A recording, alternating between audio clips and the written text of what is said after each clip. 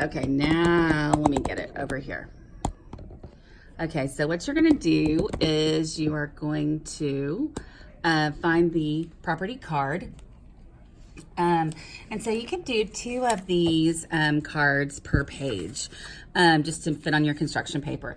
And then you want to cut all of your pieces out, and you want to see which one matches. Now I am going to tell you that there are 2 of the little cards per label, per big card.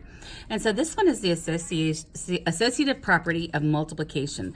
So I am going to look, as I'm looking through my cards, I'm going to look for one that is showing multiplication.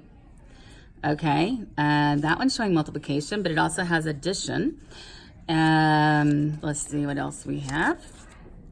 We have, that one has multiplication inside, but then addition on the outside. This one has multiplication with grouping symbols, and that's what we want to look for on the associative property. Then let's see if I can find anything else. Oh, okay. And then we have this one that has grouping symbols and it has multiplication. So looking back at these, that one would work. And then it looks like this one would work for the associative property of multiplication. Okay.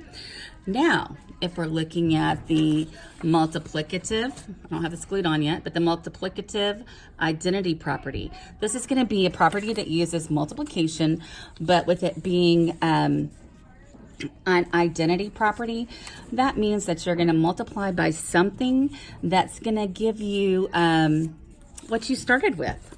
Okay. So look at that one. Do you think that would fit that category? It's multiplication. It's an identity property because you're going to multiply by 1 and you're going to get what you started with. So it's kind of naming that number.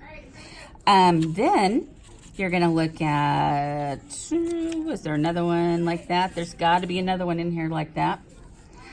And so we're looking, and I'm looking, and I'm trying to hurry before the bell rings. Okay, so there is another, oh, right here. I love this one. This is with a fraction. This one's good. So you got 1/4 times 1, which gives you 1/4. So it's multiplication. It's the identity property, which means that is going to give you what you started with. So that's that one. Then multiplicative inverse property. This means you're going to multiply by something, and it's going to give you, you're going to multiply by the inverse, and it will give you 1, is what that property kind of states. So you have 2 times 1/2.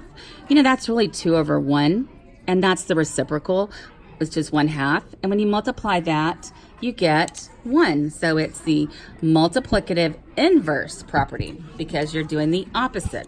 And that one would fit as well. It's getting kind of loud, so I'm going to hop off. And hopefully this will have helped you a little bit. And if not, I'll help you more tomorrow in class. Bye, guys.